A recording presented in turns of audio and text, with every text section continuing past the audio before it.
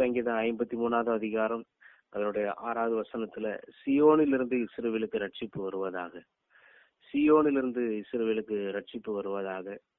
தேவன் தம்முடைய ஜனத்தின் சிறையிருப்பை திருப்பும் போது யாக்கோபுக்கு களிப்பும் இஸ்ரவேலுக்கு மகிழ்ச்சியும் உண்டாகும் என்று நாம் வாசிக்கிறோம். இந்த காலை வேளையிலே இந்த நேரத்திலே கர்த்தருடைய வார்த்தையை தியானிப்பது எத்தனை நல்லது, எத்தனை மகிழ்ச்சி. கர்த்தருடைய வார்த்தை நமக்கு பலனை தருகிறது, கர்த்தருடைய வார்த்தை நமக்கு மகிழ்ச்சியை தருகிறது, கர்த்தருடைய வார்த்தை நமக்கு சமாதானத்தை தருகிறது. கர்த்தருடைய வார்த்தையினாலே நமக்கு ஒரு நல்ல ஒரு சுகத்தை தருகிற தேவனாய் இருக்கிறார். அவர் தமது வசனத்தை அனுப்பி அவர்களை குணமாக்கினார் என்று நாம் வாசிக்கிறோம். கர்த்தருடைய வார்த்தையில பலன் இருக்குது, கர்த்தருடைய வார்த்தையில மகிழ்ச்சி இருக்கிறது, கர்த்தருடைய வார்த்தையில விடுதலை இருக்கிறது. இந்த கர்த்தருடைய வார்த்தையை அந்த காலை நேரத்திலே தியானிக்கவும் கேட்கவும் கர்த்தர் உதவி செய்தபடியால் கர்த்தரை நன்றியோடு நான் ஸ்தோத்திரிக்கிறேன். சியோனிலிருந்து இஸ்ரவேலுக்கு ரட்சிப்பு வருவதாக என்று நாம் அந்த இடத்துல வாசிக்கிறோம். எல்லா கிருபைகள், எல்லா நன்மைகள், எல்லா ஆசீர்வாதங்கள் எல்லாமே கர்த்தர் சியோனிலிருந்து நமக்கு அவர் கட்டளையிடுகிறார் என்று நாம் வாசிக்கிறோம்.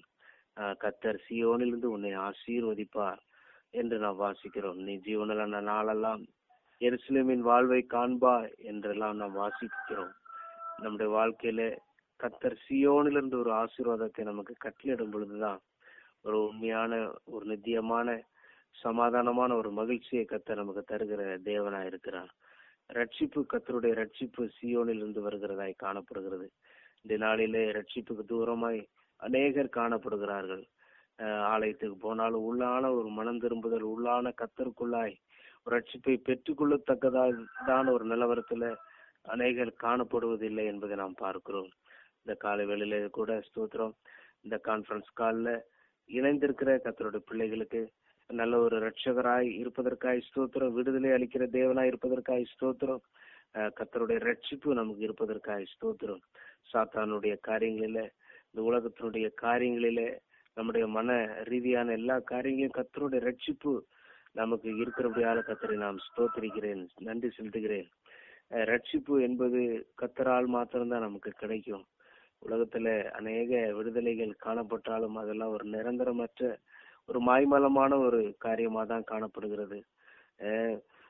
உலகத்துல அநேக வியாதிகளை பார்த்தாலும், ஒரு மனிதர்கள்ட டாக்டர்கிட்ட போனாலும் கூட ஒரு தற்சமயத்துக்கு ஒரு நிரந்தரமான ஒரு ஹீலிங் இல்லாத நிலவரத்திலே நாம் பார்க்கிறோம். ஆனா கர்த்தருடைய சமூகத்திலே வரும் பொழுது ஒரு நித்தியமான, ஒரு நிரந்தரமான ஒரு விடுதலையை வியாதியிலிருந்து தர வல்லமையில தேவனா இருக்கிறார். சரீரத்திலையும் சுகம் தர நல்ல வல்லமையில தேவனா இருக்கிறார். வியாதி ஒன்றும் இல்லாவிட்டாலும் அநேகருடைய வாழ்க்கையில மன அழுத்தங்கள், இதுல ஒரு விடுதலை கிடைக்காதா என்று அநேகர் இயங்குவதை நாம் பார்க்கிறோம். கர்த்தருடைய ரட்சிப்புக்கு காத்திருக்கிறது நல்லது என்றெல்லாம் வேத வசனத்திலே நாம் வாசிக்கிறோம். 37ஆம் சங்கீதம் 39வது வசனத்துல ரட்சிப்பு கர்த்தரால் வரும் என்று நாம் வாசிக்கிறோம். நமக்கு ரட்சிப்பு, விடுதலை, அபிஷேகம் எல்லாமே கர்த்தரால் வரும் என்று நாம் வாசிக்கிறோம். 62ஆம் சங்கீதம் 1வது வசனத்துல என்ன வாசிக்கிறோம்? என் ஆத்துமாவே தேவனை நோக்கி அமர்ந்திரு, அவரால் என் ரட்சிப்பு வரும். அவரால் நமக்கு ரட்சிப்பு வரும், அவரால் நமக்கு ஒரு நன்மை வரும் என்று நாம் வாசிக்கிறோம். அந்த 62ஆம் சங்கீதத்துல 2வது வசனத்துல, அவரை என் கண்மலையும் என் ரட்சிப்பும் என் உயர்ந்த அடைக்கலமானவர், நான் அதிகமாய் அசைக்கப்படுவதில்லை என்று சங்கீதக்காரன் எழுதுகிறார். நான் அதிகமாய் அசைக்கப்படுவதில்லை. இந்த நாட்களிலே அநேக தேவைகள், குடும்பங்களிலே அநேக பிள்ளைகளுக்கு, மற்ற காரியங்களிலே நாம் அநேக காரியங்களை செய்வதற்கு நமக்கு பலன் இல்லை.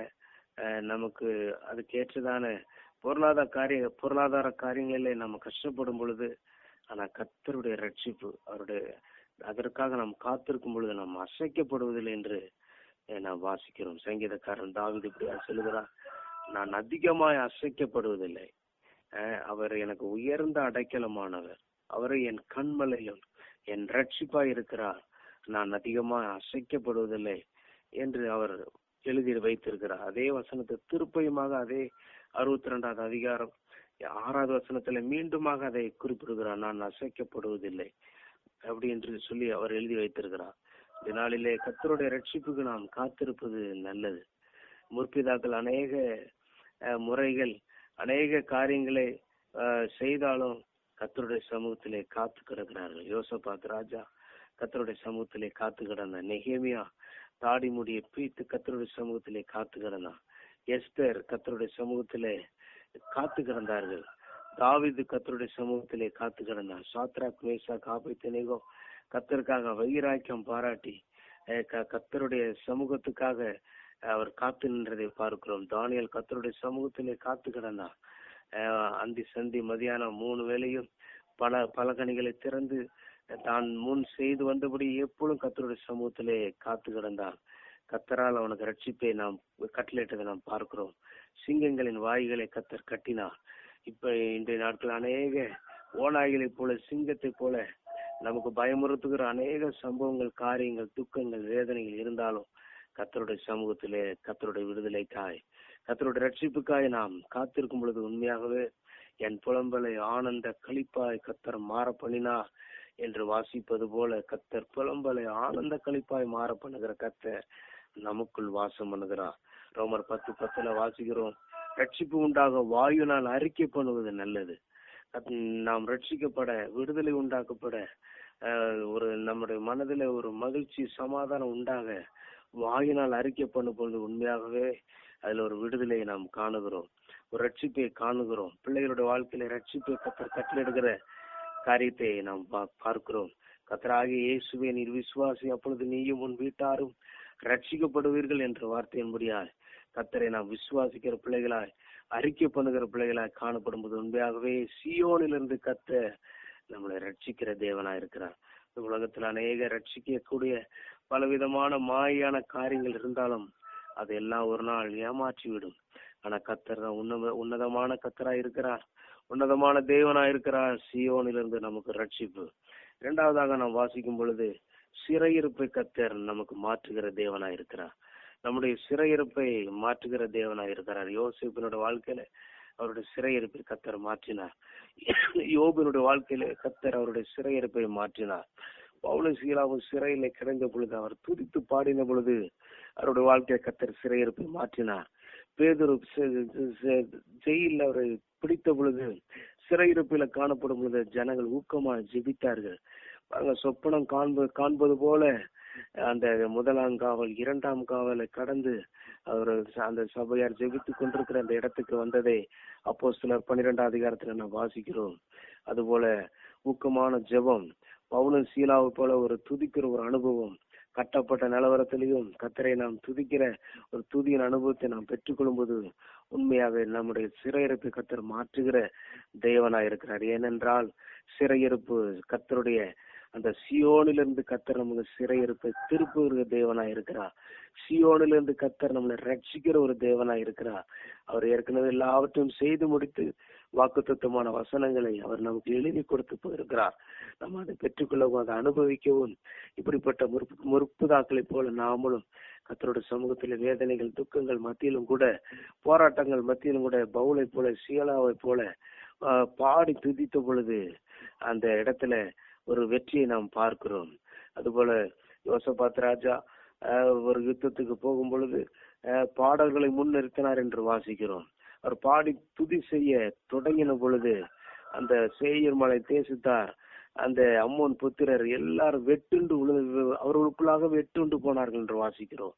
இப்படி அநேக திருஷ்டாந்தங்களை வேதத்தில் வாசிக்கிறோம். இந்த காலை வேளையிலே நம்முடைய ஆவிக்குரிய ஜீவியத்திலே நாம் உயரும் பொழுது, வளரும் பொழுது உண்மையாகவே தெற்கத்தி உள்ளங்களை திருப்புவது போல, கர்த்தாவே எங்கள் சிறையிருப்பை திருப்பும் என்று சங்கீதக்காரன் சொல்லுவது போல, நம்முடைய எல்லா தெற்கத்தி வெள்ளங்களை போல காணப்படுகிற கவலை ஒரு சிறையிருப்பு, வியாதி ஒரு சிறையிருப்பு, துக்கம் ஒரு சிறையிருப்பு, வியாதி ஒரு சிறையிருப்பு, வேலை பார்க்கிற இடங்களிலே ஒரு அனுகூலமான சூழ்நிலை இல்லாத ஒரு காரியம் ஒரு சிறையிருப்பு, எங்க பார்த்தாலும் ஒரு சிறையிருப்பான நம்ம செயல்பட விடாதபடி சத்துரு அநேக சிறையிருப்புகளை கொண்டு வருகிறான், மன மடிவை கொண்டு வருகிறான். அந்த எகிப்து தேசத்திலே பார்வோன் அந்த இஸ்ரவேல் ஜனங்களுக்கு எவ்வளவு மனமடி உண்டாக்கினானோ, அந்த சக்கலத்தி பெனினால் அண்ணாலை எவ்வளவு மணிமடி உண்டாக்கினாலோ அது போல அநேக மன மடிவான காரியங்களை நாம் நாளில நம்முடைய வாழ்க்கையில பார்க்கிறோம். ஆனால் கர்த்தர் சொல்கிறார், தெற்கத்தி வெள்ளங்களை திருப்புவது போல நம்முடைய சிறையிருப்பை மாற்றுவதற்கு கர்த்தர் சீயோனிலிருந்து அவர் நன்மை செய்கிற தேவனாய் இருக்கிறார். கர்த்தராலே எல்லாம் ஆகும், கர்த்தராலே எல்லாம் கூடும். மனுஷனால் கூடாது தேவனால் கூடும் என்று நாம் வாசிக்கிறோம். அதுபோல கர்த்தரால் எல்லாவற்றையும் செய்கிற தேவன் நமக்குள்ளே அவர் வாசம் பண்ணுகிறார். பவுலை போல நமக்குள் இருக்கிற அந்த ஆவியின் பலனை நாம் ஊன்ற கட்டி எழுப்புவோம், அனல் மூட்டி எழுப்பப்படுவோம். பவுலை போல சீலாவை போல தனக்குள்ள இருக்கிற தங்களுடைய ஆத்மாவுக்குள்ள இருக்கிற பலனை அவர் ஊன்ற கட்டி எழுப்பினார்கள். அக்கினியாய் மாற்றினார்கள். வார்த்தையினால கர்த்தரை துதித்தார்கள். அவர்கள் துதிக்கும் பொழுது, அவர்கள் பாடி துதிக்கும் பொழுது உண்மையாக ஒரு விடுதலை நாம் பார்த்தது போல நம்முடைய சிறையிருப்பை மாற்றுகிற தேவன் நமக்குள் வாசம் பண்ணுகிறார். சியோனிலிருந்து நம்முடைய சிறையிருப்பை மாற்றுகிற கர்த்தர் நமக்குள் இருக்கிறார். அந்த தேவனை பேதுருவை போல அந்த ஜனங்கள் ஊக்கமாக ஜெபித்தது போல நமக்குள்ள ஒரு ஊக்கமான ஒரு ஜெபம், இளைய போல ஒரு வைராக்கியமான ஒரு ஜெபம், ஒரு ஜெபாவின் நாளிலே கர்த்தர் நமக்கு கட்டளையிடுவார்களாக. பவுலை போல சீலாவை போல கட்டப்பட்ட நிலவரத்திலும் தேவனை பாடி துதிக்கிற ஒரு அனுபவத்தை கர்த்தர்தாமே இதெல்லாம் நமக்கு கொடுக்கப்பட்ட ஒரு ஆவிக்குரிய சொத்துக்கள். இந்த உலகத்துல நமக்கு வீடு இல்லாம போகலாம், பண வசதிகள் இல்லாம போகலாம். ஆவிக்குரிய சொத்துக்களை பெற்றுக்கொண்டால் உண்மையாகவே ஒரு சிறையிருப்பு இல்லாத ஒரு வாழ்க்கையை நாம் வாழ கர்த்தர் நம்மளை அழைக்கிறார். யோசேப்பு அவருடைய திட்டங்கள் நிறைவேறும் வரை, அவர் தரிசனம் நிறைவேறும் வரை எவ்வளவோ சிறையிருப்புக்குள் போனார். ஆனாலும் ஜீவ ரட்சனை செய்யும்படியாக கர்த்தர் என்னை முன்னே அனுப்பினார் என்று தன்னுடைய சகோதரர்களை பார்த்து சொல்கிறார். ஒரு ஜீவ ரட்சனை செய்யும்படியாய் கர்த்தர் தாமே நம்முடைய சிறையிருப்புகளை எல்லாம் மாற்றுகிற ஒரு தேவனாய் இருக்கிறார். எனவே அந்த 53ஆம் சங்கீதத்துல அந்த கடைசி வசனத்துல வாசிப்பது போல, கர்த்தாவே ஸ்தோத்திரம், கர்த்தர் சியோனிலிருந்து நம்மளை ஆசீர்வதிக்கிற தேவனாய் இருக்கிறார். சியோனிலிருந்து நம்மளை ரட்சிக்கிற தேவனாய் இருக்கிறார். நம்முடைய சிறையிருப்பை திருப்புகிற ஒரு தேவனாய் இருக்கிறார். மூன்றாவதாக இஸ்ரவேலுக்கு மகிழ்ச்சியை உண்டாக்குகிற தேவனாய் இருக்கிறார். யாக்கோபுக்கு களிப்பும் இஸ்ரவேலுக்கு மகிழ்ச்சியும் உண்டாக்குகிற தேவனாய் இருக்கிறார். நாம் ஒரு இஸ்ரவேலராய் காணப்படுவோமானால், யாக்கோபு என்னும் சிறு பூச்சியே என்று கர்த்தர் சொல்லுகிறார். ஒரு சின்ன பூச்சிக்கு கர்த்தர் உதவி செய்வாரானால் உண்மையாகவே நாம் ஒரு இஸ்ரவேலரை போல, யாக்கோபை போல நாம் காணப்படும் பொழுது கர்த்தர் நமக்கு உதவி செய்கிற தேவனாய் இருக்கிறார். மகிழ்ச்சியை உண்டு பண்ணுகிற தேவனாய் இருக்கிறார். 2 சாமுவேல் 6ஆவது அதிகாரம் 12ஆம் வசனத்துல, ஓபேத் ஏதோமினுடைய வீட்டிலே கர்த்தருடைய பெட்டி இருந்த பொழுது கர்த்தர் அந்த குடும்பத்தை ஆசீர்வதித்தார் என்று தாவீது கேள்விப்பட்ட உடனே அந்த உடன்படிக்கை பெட்டியை தாவீதினுடைய நகரத்துக்கு மகிழ்ச்சியோடு கொண்டு போனார் என்று வாசிக்கிறோம். அப்ப அது உடன்படிக்கை பெட்டி என்பது ஒரு தேவ சமூகம். ஓபேத் ஏதோமினுடைய வீட்டில் இருந்த பொழுது கர்த்தர் அதை ஆசீர்வதித்தார்.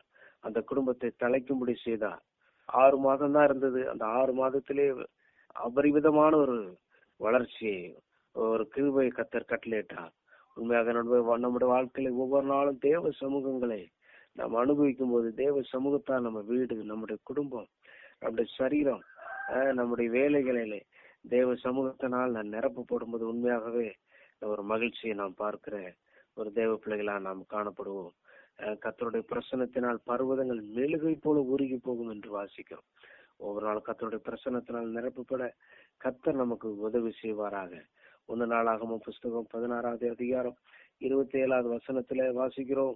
மகிமையும் கனமும் அவர் சமூகத்தில் இருக்கிறது, வல்லமை மகிழ்ச்சியும் அவர் ஸ்தலத்தில் இருக்கிறது. கர்த்தருடைய ஸ்தலத்துல, கர்த்தருடைய சமூகத்துல ஒரு மகிழ்ச்சி இருக்கிறது நாம் பார்க்கிறோம். கர்த்தரிடத்துல மன மகிழ்ச்சியாயிரு, அவரின் வேண்டுதலை நிறைவேற்றுவார் என்று 37ஆம் சங்கீதம் 4ஆவது அதிகாரத்திலே வாசிக்கிறோம்.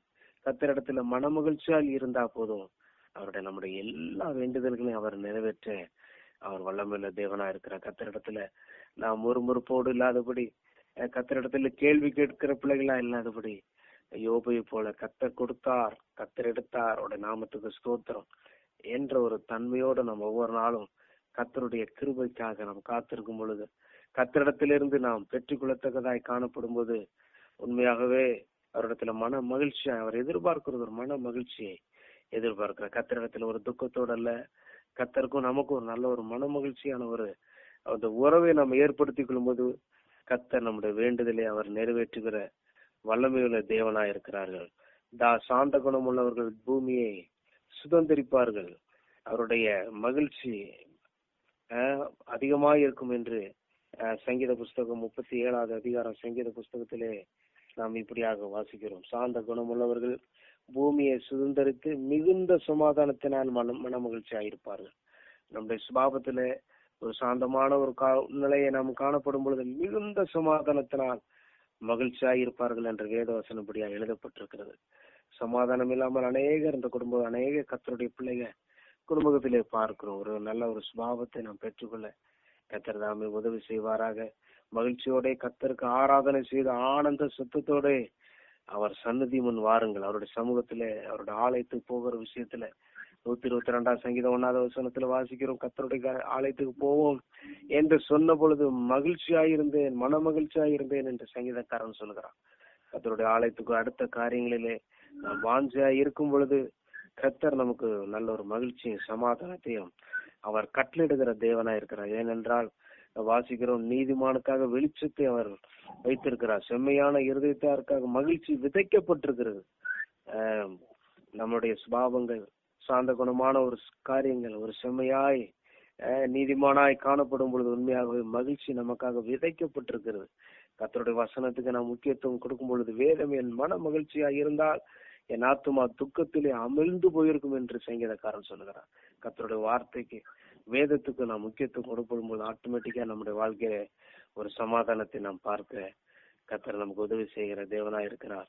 கடைசியாக நேரம் இல்லாதபடியால் சீக்கிரமாய் கடைசி ஒரு காரியத்தை மாத்திரம், ஏசாயா 35:10, கர்த்தரால் மீட்கப்பட்டவர்கள் ஆனந்த களிப்புடன் பாடி சீயோனுக்கு வருவார்கள், நித்திய மகிழ்ச்சி அவர்கள் தலையின் மேல் இருக்கும், சந்தோஷமும் மகிழ்ச்சியும் அடைவார்கள், சஞ்சலம் தவிப்பும் ஓடிப்போம் என்று வாசிக்கிறோம். கர்த்தரால் மீட்கப்பட்ட ஜனமாய் காணப்படும் பொழுது, வேறு பிரிக்கப்பட்ட ஒரு ஜனமாய் காணப்படும் பொழுது உண்மையாகவே அவர்கள் சீயோனுக்கு வருவார்கள் என்று வாசிக்கிறோம். ஆரம்பத்திலே நாம் வாசித்தது போல சீயோனிலிருந்து ரட்சிப்பு வருகிறது, சீயோனிலிருந்து சிறையிருப்பு மாறுகிறது, சீயோனிலிருந்து மகிழ்ச்சி உண்டாகிறது என்று வாசிக்கிறோம். இப்ப அதே சீயோனுக்கு நாம் கடந்து செல்கிற ஒரு பாக்கியத்தை கர்த்தர் தருகிறார். இப்படிப்பட்ட ஒரு அனுபவத்தோடு நாம் ஜீவிக்கும் பொழுது யோசேப்பு போல, பேதுருவை போல, ஊக்கமாய் ஜனங்கள் ஜெபித்தது போல, பவுலும் சீலாவை போல, எஸ்தருடைய சம்பவமே அவங்களோட ரட்சிப்புக்காக தான் அந்த புஸ்தகம் எழுதப்பட்டிருக்கிறது. யூதருக்கு ரட்சிப்பு, நீங்கள் அதுக்கு முயற்சி பண்ணவிட்டால் வேறொரு இடத்திலிருந்து ரட்சிப்பு எழும்பு என்று மொர்தெகாய் சொல்லுகிறார். இந்த காலத்தில் மௌனமா இருந்தால் யூதருக்கு சகாயமோ ரட்சிப்பும் வேறொரு இடத்துல எழும்பும், அப்பொழுது நீங்களால் அழிக்கப்பட்டு போவீர்கள் என்றெல்லாம் அந்த வசனத்துல நாம் வாசிக்கிறோம். கர்த்தருடைய ரட்சிப்புக்காக எஸ்தர் ராஜாத்தி தன்னை முழுவதுமாய் விட்டு கொடுத்தாள், ஒப்பு கொடுத்தாள், விட்டு போட்டாள், செத்தாலும் சாகிறேன்னு சொல்லி அந்த ரட்சிப்புக்காக அவர் வைராக்கியம் பாராட்டினதை பார்க்கிறோம். இப்படிப்பட்ட ஒரு பரிசுத்தவான்களாய் கர்த்தர் நம்மை வைத்திருக்கிறார். இன்றும் அது கர்த்தருடைய காரியங்களிலே நாம் ஒவ்வொரு நாளும் பெருகவும் வளரவும் கர்த்தர் நமக்கு உதவி செய்வாராக. கடைசியாக நாம் சொன்னது போல, கர்த்தரால் மீட்கப்பட்டவர்கள் ஆனந்த களிப்புடன் பாடி சீயோனுக்கு வருவார்கள். நாம் சீயோனிலிருந்து ஒரு நன்மைகளை அனுபவித்து அதே சீயோனுக்கு நம்முடைய வருகை நாட்களிலே கர்த்தருடைய சமூகத்திலே சீயோனிலே ஆனந்த களிப்புடன் பாடி அவருடைய சமூகத்துக்கு போக கர்த்தர் உதவி செய்வாராக. நித்திய மகிழ்ச்சி அவர்கள் தலையில் மேல் இருக்கும், சந்தோஷமும் மகிழ்ச்சியும் அடைவார்கள், சஞ்சலமும் தவிப்பும் ஓடி போகும். இக்காலத்து பாடுகள் இனி வரும் மகிமைக்கு ஒப்பிடத்தக்கவைகள் அல்ல என்று வாசிப்பதும் போல, இப்பொழுது நம்ம படுகிற பாடுகள் கஷ்டங்கள் எல்லாம் ஒரு நாள் எல்லாம் ஓடி போகும் என்று நம்ம வாசிக்கிறோம். சஞ்சலமும் தவிப்பும் ஓடிப்போம். ஓடி போகணும், எவ்வளவு வேகமா போகிறோம், நடந்து போகாது, மெதுவா போகல, ஓடி போகும். அது போல இப்பொழுது இருக்கிறதை பார்க்கலாம் கர்த்தர் 1000 மடங்கு நம்மளை ஆசீர்வதிக்கிற தேவனா இருக்கிறார் என்ற வாக்குத்தத்தத்தை நமக்கு தந்திருக்கிறார். ஒவ்வொரு நாளும் அவருடைய சமூகத்தை நாம் தேடுவோம், அவருடைய சமூகத்திலே காத்திருப்போம். கர்த்தருடைய ஆலயத்திலே வருகிற ஓய்வு நாளிலே கர்த்தருடைய சமூகத்திலே வருகிற காரியத்தை நாம் விட்டு விடாதபடி அவருடைய சமூகத்திலே ஒவ்வொரு நாளும் காத்திருக்கிற பிள்ளைகளாய் காணப்பட கர்த்தர் உதவி செய்வாராக. கர்த்தருடைய சமூகத்தை, அதாவது ஓய்வு நாளை நாம் விலக்கி நமக்கு இஷ்டமானதை செய்வோமானால் அந்த இடத்துல நமக்கு மன மகிழ்ச்சி இராது என்று வாசிக்கிறோம். ஆனால் கர்த்தருடைய மன மகிழ்ச்சினாலே நாம் மகிழ்ச்சியாய், நன்மையாய், மகிமையாய் நாம் எண்ணுவோமானால் கர்த்தரில் மன மகிழ்ச்சியாய் இருப்பார்கள். பூமியின் உயர்ந்த இடங்களில் உன்னை ஏறி இருக்கிற பண்ணி உன் தகப்பனாகிய யாக்கோபுடைய சுதந்திரத்தால் உன்னை போஷிப்பேன், கர்த்தருடைய வாய் இதை சொல்லிற்று என்று ஏசாயா 58:13 14 வசனத்திலே நாம் வாசிக்கிறோம். பரிசுத்த நாளாகிய ஓய்வு நாளிலே நமக்கு இஷ்டமானதை செய்யாதபடி கர்த்தருடைய ஆராதனையில அசட்டை பண்ணாது மகிமையா என்னணுமா அந்த ஏதோ பெயரளவுல நம்ம போயிட்டு வராதபடி கர்த்தருடைய நாளை மகிமையா நம்ம எண்ணும் பொழுது ஓய்வு நாளை மன மகிழ்ச்சி நாளை கர்த்தருடைய பரிசுத்த நாளை மகிமையின் நாள் என்றும் அது மகிமையா எண்ணும் பொழுது உண்மையாகவே கர்த்தர் உயர்ந்த இடங்களில் நம்மளை ஏறி இருக்கிற பண்ணுகிற தேவனா இருக்கிறார். யாக்கோபுடைய சுதந்திரத்தால் உன்னை போஷிப்பேன் என்று கர்த்தருடைய வாய் நமக்கு சொல்லிடுச்சு. இப்படி அநேக வார்த்தைகளை நம்ம கேட்டோம். உண்மையாகவே கர்த்தருடைய ரட்சிப்பு சியோனில் இருந்து நமக்கு வருகிறது. சிறையிருப்பு கர்த்தர் மாற்றுகிற தேவனா இருக்கிறார். இஸ்ரவேலுக்கு கர்த்தர் மகிழ்ச்சியை உண்டு பண்ணுகிற தேவனாய் இருக்கிறார். அந்த சங்கீதம் 53 சங்கீதம் கடைசி வசனத்துல வாசித்தது போல, சங்கீதம் 53 கடைசி வசனத்துல வாசித்தது போல, சியோனிலிருந்து இஸ்ரவேலுக்கு ரட்சிப்பும் தேவன் தம்முடைய ஜனத்தின் சிறையிருப்பை திருப்பும் பொழுது யாக்கோபுக்கு களிப்பும் இஸ்ரவேலுக்கு மகிழ்ச்சியும் உண்டாக்குகிற தேவனாய் இருக்கிற இந்த காலைவெளியிலே ரட்சிப்புக்கு காத்திருக்கிறது நல்லது. என் ஆத்துமா தேவனை நோக்கி காத்திருக்கிறது என்று சங்கீதக்காரன் சொல்லும்போது கர்த்தருடைய ரட்சிப்புக்கு காத்திருக்கிறது நல்லது. அவர் தெற்கத்தி வில்லங்களை திருப்புவது போல யோபு தன் சிநேகிதற்காக ஜெபித்த பொழுது கர்த்தர் அவன் சிறையிருப்பை மாற்றினார் என்று வாசிக்கிறோம். சிறையிருப்பை மாற்றுவதற்கு கர்த்தர் தாமே நல்ல ஒரு ஜெபாவை நமக்கு தர ஊழியங்களுக்காக ஜெபிக்க அநேக ஆத்துமாக்கள் அழிந்து போய் கொண்டிருக்கிறாங்க.